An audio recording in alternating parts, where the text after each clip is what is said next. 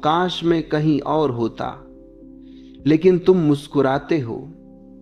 तुम कहते हो हम समझौता कर लेंगे। मैं तुमसे एक कहानी कहता हूं। एक औरत मेरे पास आई। उसकी शादी को 15 साल हो चुके थे। वह बोली, मेरा पति बहुत गुस्सैल है। वह हर बात पर चिल्लाता है।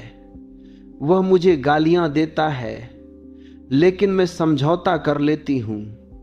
मैं चुप रहती हूं। मैं सहती हूं। मैं मुस्कुराती हूं।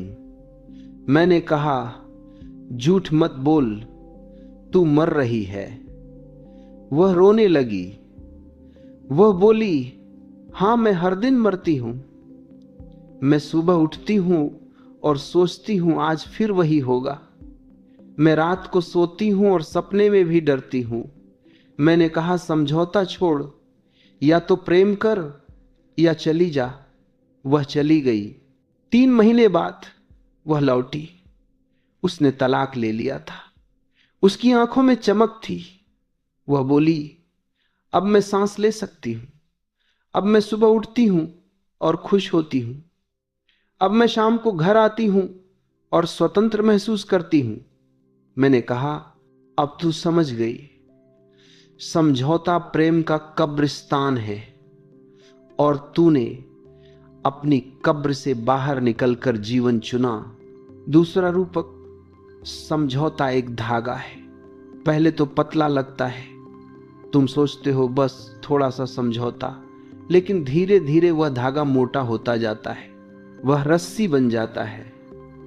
वह जंजीर बन जाता है। और एक दिन तुम पाते हो कि तुम बंधे हो।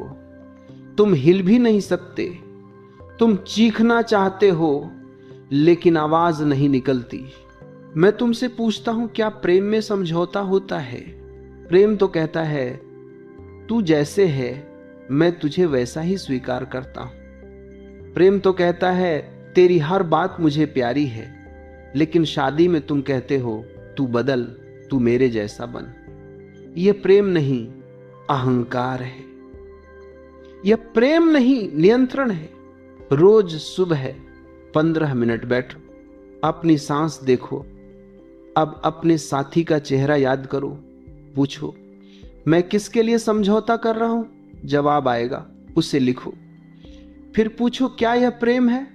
जवाब आएगा, उसे सुनो। अगर जवाब नहीं है, तो आज ही समझौता छोड़ दो।